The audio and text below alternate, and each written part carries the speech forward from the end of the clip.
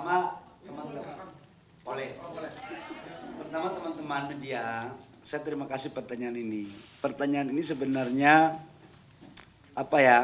agak juga menyasar kepada suasana kebatinan gitu. Pertanyaannya adalah bagaimana menurut pendapat saya terkait dengan meme-meme ataupun pemberitaan yang sesungguhnya berbeda dengan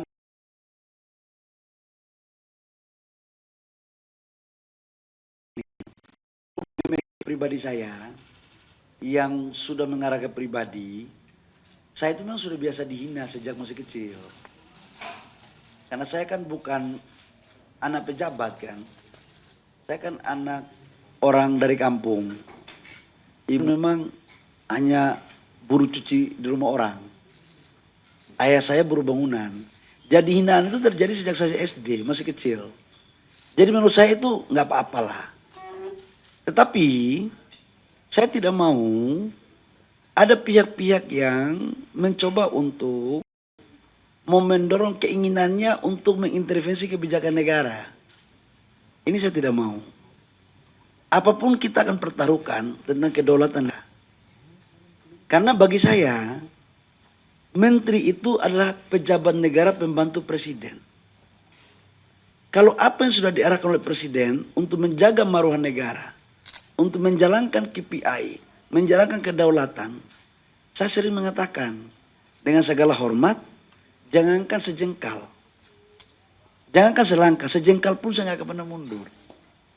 Nah, menyangkut dengan apa yang kami kerjakan, pasti yang berhak menilai menteri itu adalah presiden. Itu hak prerogatif presiden. Saya bukan berarti ingin mengatakan gimana gitu ya. Teman-teman media kan bisa cek. KPI pendapatan PNBP kita di 2025 on the track. Bahkan mencapai target APBN. Lifting kita sekarang sudah di atas APBN. Hilirisasi berjalan dengan baik. Listrik desa berjalan dengan baik. Sumur-sumur rakyat kita berikan dengan baik izin. Untuk keadilan dalam rangka implementasi pasal 33 agar kekayaan negara semua dilakukan secara merata. Iup-iup koperasi, iup-iup UMKM telah dimediasi lewat perubahan undang-undang. Ini sebagai bagian apa? Sebagai bagian dari menerjemahkan apa yang menjadi perintah Bapak Presiden yang terkandung dalam Undang-Undang Dasar 45 pasal 33. Pertanyaan berikut adalah, apakah ini semuanya berjalan baik? Kalau orang berpikir untuk kebaikan pasti berbaik. Tapi kalau ada pihak yang terganggu, ya wallahu alam bisawab. Karena kita ingin untuk melakukan yang terbaik untuk negara. Kita harus konsisten terus. Memang kalau kita menuju perbaikan pasti ada gangguan. Gangguan itu jangan membuat kita lemah. Gangguan itu harus menjadi vitamin untuk kita. Tetap harus jalan. Saya pernah waktu diajari oleh senior, waktu saya jadi aktivis. Ketika kebijakanmu membuat orang banyak memperbincangkan, maka artinya apa yang kamu lakukan itu mempunyai manfaat kepada orang. Dan pasti ada yang merasa risau. Karena kebijakan itu mungkin mengganggu kenyamanannya. Tapi mudah-mudahan kebijakan yang kita lakukan untuk kebaikan kepada semua orang. Saya doakan yang risau-risau pun gak perlu risau kok. Indonesia ini kan milik kita semua. Dan saya pikir ya kalau ada yang meme-meme apa, udahlah saya maafkanlah. Gak apa-apa kok. Sebenarnya kalau kritisi kebijakan itu gak apa-apa. Tapi kalau sudah pribadi, sudah mengarah ke rasis, itu menurut saya gak bagus lah. Kita ini kan Sumpah Pemuda kan 28 Oktober tahun 28 kan sudah, ini masih dalam suasana menjelang Sumpah Pemuda. Kita kan sudah mengikrarkan diri. Kita berbeda-beda, tetap satu bahasa, satu tanah air, satu nusa, satu bangsa. Ada Aceh, Maluku, Papua, ada keriting, ada rambut lurus, ada putih kulit, ada hitam kulit, ada yang tinggi, ada yang pendek, Itulah Indonesia. Ada yang Islam, ada yang Katolik, ada yang Protestan, ada yang Konghucu. Itulah Indonesia. Ada yang semua suku ada. Dan memang negara kita ini keberagaman. Makanya kita itu Bhinneka Tunggal Ika. Jadi saya menyarankan kepada teman-teman semua, ayo kita rawat kebinekaan ini untuk kebaikan negara kita. Karena setiap anak-anak bangsa dari pelosok tanah air mempunyai hak yang sama. Ikut dasar tujuan dalam berbangsa dan bernegara. Demikian. Silakan.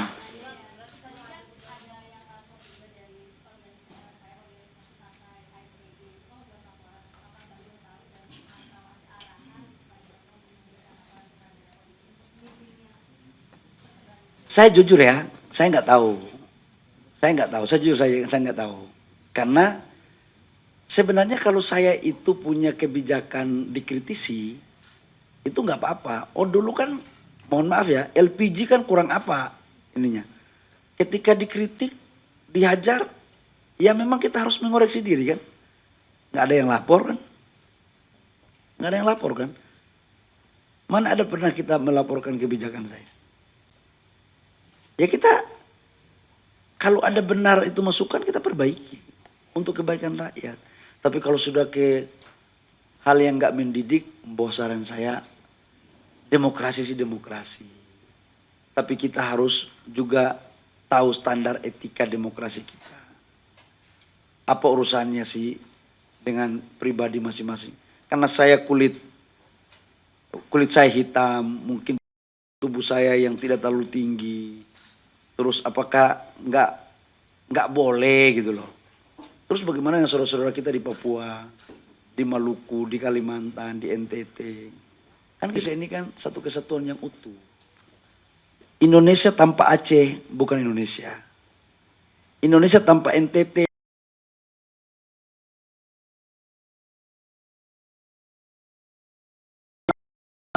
bukan juga Indonesia. Begitupun Indonesia tanpa Kalimantan bukan juga Indonesia. Jadi jadikanlah rumah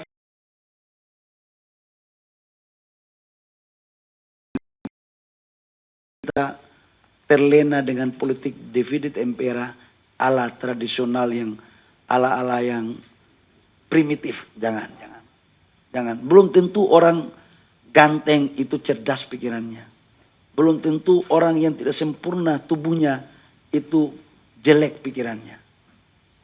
Yang bisa membedakan kemuliaan orang manusia di muka bumi hanyalah dia dengan Tuhan. Kita nggak boleh menilai melebihi batas kemampuan kita. Biarlah Allah yang akan melakukan itu semua. Dan saya maafkan kok. Biarlah Allah, saya doakan Allah berikanlah kesadaran semuanya untuk saudara-saudara saya kembali kepada jalan Shiratal Mustaqim.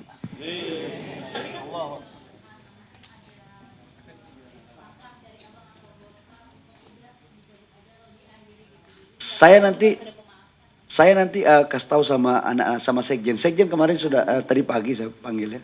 Sekjen coba panggil itu adik-adik kita. Ya pastilah mereka juga kan manusia ya. Manusia. Jadi ya itu pasti ada rasa spontanitas ya. Kemanusiaan aja sebenarnya. Tapi nanti saya akan meminta udah stop, apalagi kalau sudah ada yang minta maaf kan. Allah saja mau memaafkan umatnya ketika dia sudah minta maaf. Apalagi kita manusia. Tidak boleh juga kita melebihi kodrat ilahi kita. Jadi insya Allah saya akan memanggil adik-adik saya itu, sayap organisasi untuk udah. Kalau yang sudah minta maaf, udahlah maafkan. Jangan kita memperpanjang lagi. Tapi jangan lagi, ya kita memberikan didikan yang baiklah untuk rakyat bangsa dan negara.